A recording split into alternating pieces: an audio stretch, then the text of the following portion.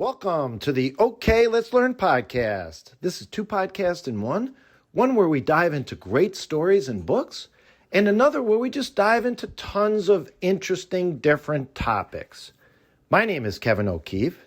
So today, OK, let's learn all about the Gettysburg Address.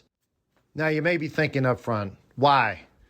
Very simply, since we have been on this planet, most people think that this is one of the most famous speeches ever made. It was delivered by Abraham Lincoln on November 19th, 1863, a few months after the Battle of Gettysburg and the U.S. Civil War. The Battle of Gettysburg was horrific. It took place in Gettysburg, Pennsylvania from July 1st through the 3rd in 1863. It was the South's big moment to go into the Northern Territory, and it is not a stretch to say whoever came out victorious ultimately would go on to win the Civil War. And yes, that's what happened. The North won. You had almost 200,000 people on this battlefield. You had close to 100,000 from the Union side. They were led by General George Meade, and the Confederates, the South. The Confederate Army of Northern Virginia was led by General Robert E. Lee, and they had up to 75,000 people. It was a horrible battle, and yes, here was Abraham Lincoln. He was invited by this gentleman by the name of David Wills. He was a local attorney, and he organized this Soldiers' National Cemetery. It was a dedication to everyone that passed away on that day. And it wasn't like Lincoln sought this out. It was almost like an afterthought invitation. The primary speaker this day was actually this gentleman by the name of Edward Everett. He was famous at the time. He could speak really well. And get this, he spoke for 2 hours. Lincoln's speech, the most famous, again, it can be argued, the most famous speech of all time, was after Everett's speech. Everett started talking. He spoke for 2 hours. How long did Lincoln deliver this speech? 2 minutes. Only 272 words. Yet these words, even on that day, the days after, it wasn't really spoken too much. Number one, people who were down in front, they couldn't hear him. Obviously, this is during a time where you could not have people listen. No microphones. Yet there were 15,000 people there. And yes, finally, the word got out that this speech, these words that he crafted, were and are still today iconic.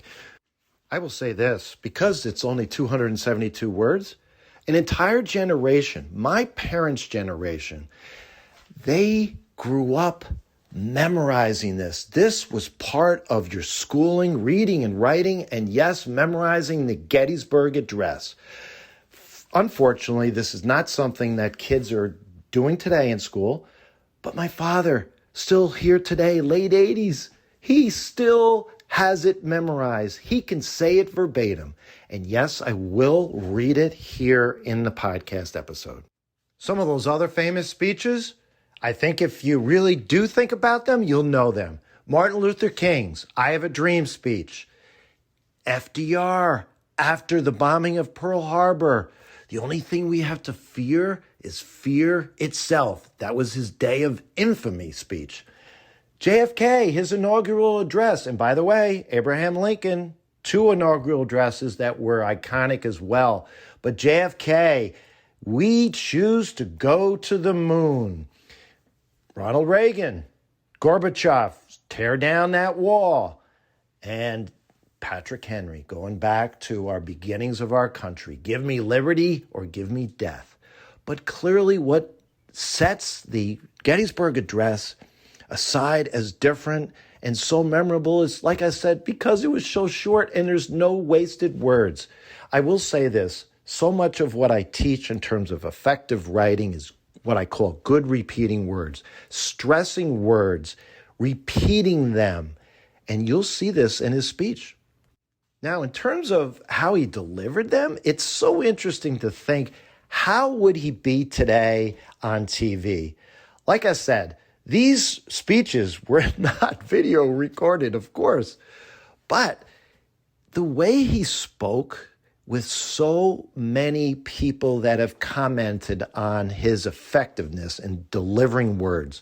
Number one, he was not great at just off-the-cuff words. Although he loved telling stories, these were stories that he had kind of put back into his long-term memory so he was able to deliver them. But you just introduce him at a party or just informally, he's just got to say a few words. He was awkward and he would stumble over his words.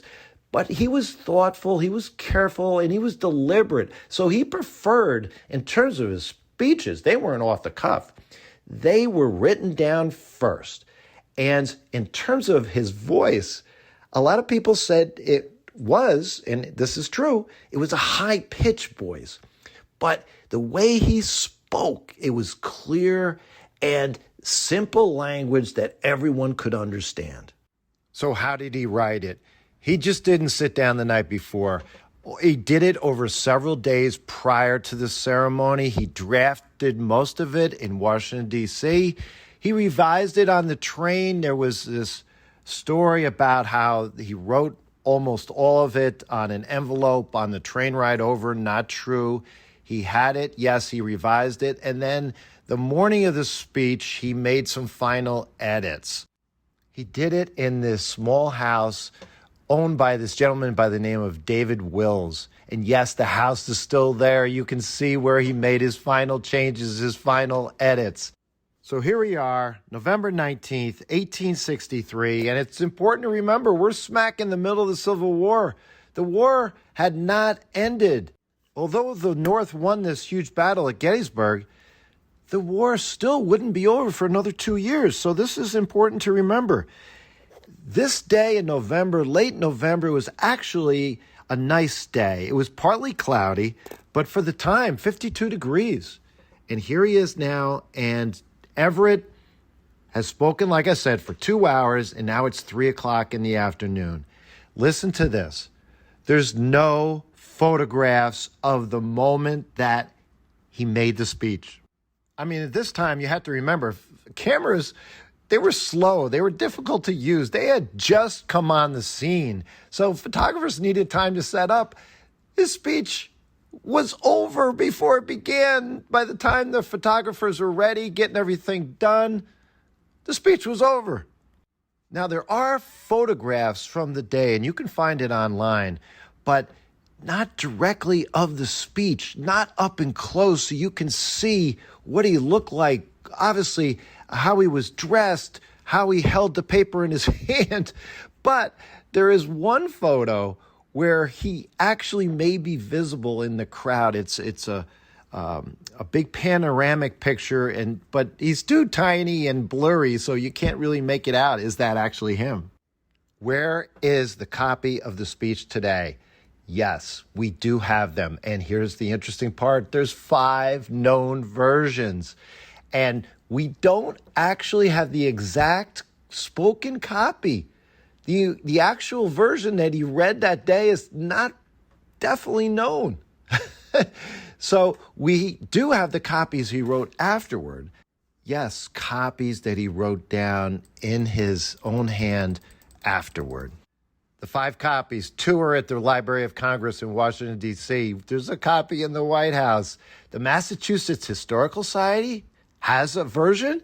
And yes, Cornell University, they have a copy in their rare manuscript collection. Cornell University. Interesting. I've been there. My daughter almost went there. The crowd didn't react much, as I kind of referenced before. There was no huge applause right after the speech was over, again, because they weren't sure that he was done. He was not feeling well that day. He wasn't big time sick, but he definitely wasn't feeling well. Everett later praised Lincoln. Edward Everett, who spoke 2 hours, he said, listen to this, quote, "You said more in 2 minutes than I said in 2 hours," unquote. He never mentioned Gettysburg in the entire address, not said once. And it became famous, like I referenced before, slowly, over time. At first, some of the newspapers didn't really think much of it. But boy, were they wrong. Now I'm going to read it here verbatim. For my younger members of the audience, most of what you're going to hear you can understand. There's a few words. There's one sentence. We cannot dedicate. We cannot consecrate. We cannot hallow this ground. Basically, dedication means to formally say, yes, this is a special place and we will remember it for this from this period onward. And when you talk about consecrate, we can't hallow. What he's saying there is we can't make it special. We can't make it holy. And as you'll understand, what he's saying is we just can't do this by my words alone. What makes this land special and forever is because of what the soldiers did here on the battlefield. Oh, yes, one more point. The first 4, 5, 6 words, I think a lot of adults may not know this as well. He says 87 years ago. That means 87 years ago. 80 is an old English term. It's their method of counting. Basically, 80 means 4 times 20. A score is every 20 years. So 4 times 20, that means 80 years.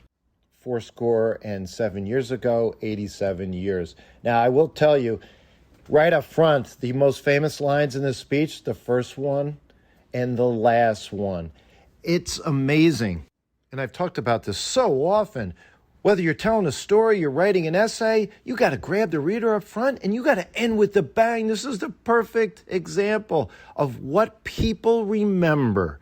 And certainly at the time and even today, to be able to say 87 years ago, what? Well, it was unique then, it is so unique now. So here we go. 87 years ago, our fathers brought forth on this continent a new nation, conceived in liberty and dedicated to the proposition that all men are created equal. Now we are engaged in a great civil war, testing whether that nation or any nation so conceived and so dedicated can long endure. We are met on a great battlefield of that war.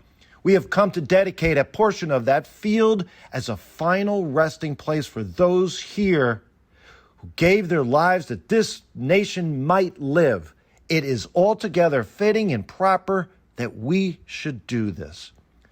But in a larger sense, we cannot dedicate, we cannot consecrate, we cannot hallow this ground. The brave men living and dead who struggled here have consecrated it far above our poor power to add or detract. The world will little note nor long remember what we say here, but it can never be forgotten what we did here. It is for us the living rather to be dedicated here to the unfinished work, which they who fought here have thus far so nobly advanced. It is rather for us to be here dedicated to the great task remaining before us, that from these honored dead we take increased devotion to that cause for which they gave the last full measure of devotion, that we here highly resolved that these dead shall not have died in vain, that this nation, under God, shall have a new birth of freedom, and that government of the people, by the people, for the people, shall not perish from the earth. The famous line is, the government of the people, by the people, for the people, shall not perish from the earth. That is the, I think, biggest takeaway, so often cited throughout the years, still today, and that we hear highly resolved that these dead shall not have died in vain. Basically, Abraham Lincoln is saying, with never once uttering slavery, Gettysburg, he's talking about the simple fact that not only do we need to honor these people, but honor them for what they stood for, why they were here that day, that all men, yes, deserve freedom. And from this point forward, that we will have this new birth of freedom. Things need to change. And it's here that we thank these people for making this a reality. And yes, it still took a long time, another 100 years before Martin Luther King came along. And here we are today, and nothing's ever perfect, but certainly what Abraham Lincoln communicated in just a few words was so, so important. Friends, thanks for staying with me on this journey of listening, hearing, knowing all about the Gettysburg Address. Reach out to me at kevmok21@gmail.com. We have a Facebook group called OK Let's Learn. We are on YouTube. Subscribe, follow, and yes, if you enjoy the podcast, send the word out to family, friends, anyone. Until next time, have fun and keep learning.